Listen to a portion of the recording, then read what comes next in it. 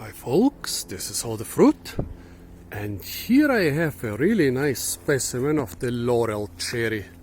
Some people also call this plant cherry laurel, but no, that's wrong. It's actually a cherry that looks like a laurel and not a laurel that looks like a cherry. The scientific name is Prunus laurocerasus, and Prunus is the genus with all those cherries and plums and so on. Well, look at this beauty.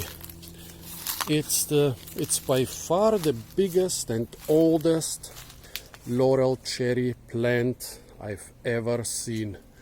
It's here in Heidelberg, in the area of the Bergfriedhof, and this is the part which is the Jewish cemetery, the Jewish part of the Bergfriedhof.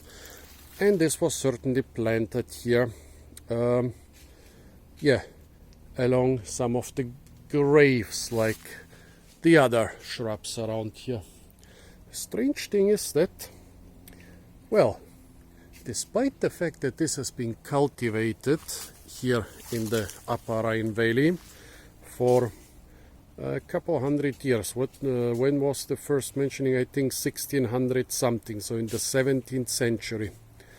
There are still not many old plants around here. Usually you would find it more or less like this one, some sort of shrub or hedge. Yeah, really strange that it didn't become very popular. Well, in 1600, shortly after that the little ice age started, and actually well into the 20th century this plant was considered a little bit of a tricky plant because it's evergreen and not so hardy. A very strange plant. Well, since we have this big tree here and no fruit to taste, I don't even know if it had fruit this year. I don't even see any remnants of the fruit. But since we have this big plant here and no fruit, let's talk about climate change, because this is actually one of the most interesting indicators for climate change in Germany. So in the Upper Rhine Valley, I think it was in Basel, it was cultivated since the 17th century. But despite the fact that at least in the 20th century it was cultivated a lot in Germany, at least in the last couple decades of the 20th century, well, it did not really escape during this time. In the Flora of Baden-Württemberg, which was published in the early 90s, it's mentioned just as a cultivated tree and not as an escaped, well, just as a cultivated shrub. But nowadays, if you look around, it has escaped everywhere.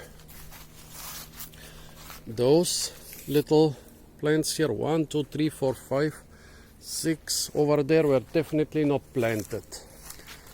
Well, same goes for the small plants on this side here. This one underneath this yew was definitely not planted. I don't know if this one was planted, it's possible, but I'm pretty sure that those here were not planted, because look what they are doing to the stones. Well, so cultivated here since the 60th century, and then around the year 2000 we started noticing it escaping everywhere, not just in mild areas of Germany like Heidelberg, but also in mildish and even in less mild areas. We are still not completely sure why. Well, there is this process of laurophyllization, which means that evergreen plants can establish themselves, especially in areas like the Alps and Central Europe, because of the climate change. And this one is definitely the most common evergreen plant that has established itself in big parts of Germany in the last decades. But yeah, it's strange because it's evergreen, but it's actually not so it's actually not so, how shall I say, not so susceptible to frost. I've rarely seen damages by frost of this plant, even in harsher parts of Germany. And also in the Caucasus and in the Balkans. Well, in the Balkans I've seen it in the Balkan mountains at well over 1,000 meters, maybe almost 1,500 meters, and in the Caucasus it grows up to 2,000 meters, and it doesn't seem to care if it in the Caucasus if it grows at sea level or at about 2,000 meters. And actually there they have cultivars which are pretty good to eat, and also they harvest it from the forest for its timber. I've never seen anything in Heidelberg, well, or anywhere in Germany. Maybe this one you could get some money for the timber, but I hope nobody gets any ideas. Of course the tree is much more valuable than the price of its timber.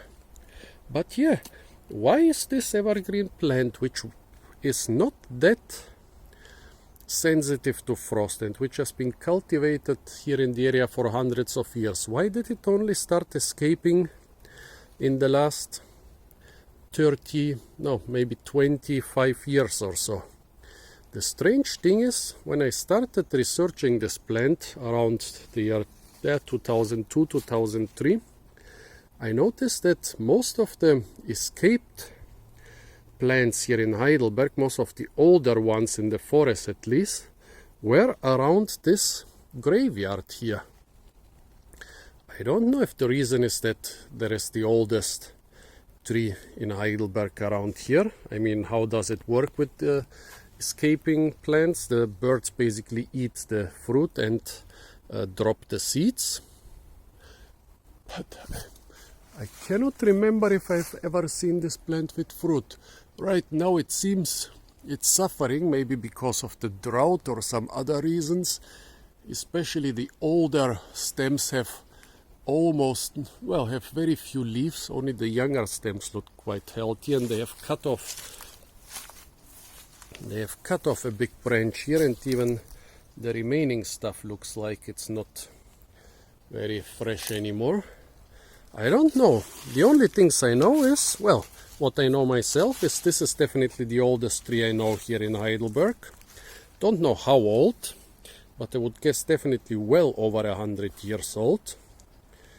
In the old hospitals in Bergheim, they were trees of, well, the second oldest trees or shrubs here in Heidelberg. They were not even half the size or a third of the size of this one, and those hospitals were founded about 100 years ago, so this could be 200 or maybe even 200. No, actually not, because the graveyard is not so old. I should have checked how old the graveyard is, because I don't think that the plant would be older than the graveyard. And so I could determine a probable maximum age for it. That's a good idea. I'll try to check how old this graveyard is. I think it's not much over 100 years. But this thing looks older than 100 years. Very strange. Well, what did I want to say? This is by far the oldest tree in Heidelberg, and the first escaped trees in Heidelberg were around this graveyard. That's what I can tell you from my own experience. From the literature I can tell you that it was introduced here in the 17th century to the Upper Rhine Valley, where Heidelberg is located, and that there are no records of escaped plants, not only in the Upper Rhine Valley, but in the whole state of Baden-Württemberg, until the 8th of the 1980s. So a very strange plant which profited a lot from the climate change, but we still don't know why, because it should have profited even before climate change, because just like the rhododendron plants here, it is evergreen, but doesn't care so much about the lightish frosts we have around here.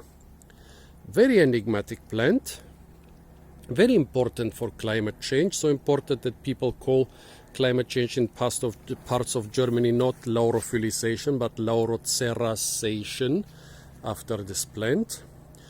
Pity I couldn't check if it has fruit. I don't remember if I've ever seen it with fruit. I've known it for about 20 years, but I cannot tell you if I ever seen fruit on it.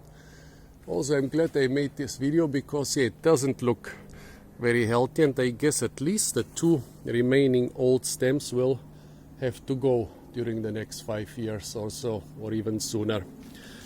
So folks, this was the oldest laurel cherry shrub in all of Heidelberg. Look at that, 45 centimeters, maybe close to 50 centimeters thick. Amazing for a laurel cherry. Yeah. Stay tuned for a lot more fruit videos from the beautiful city of Heidelberg, and don't forget to like, share, comment and subscribe.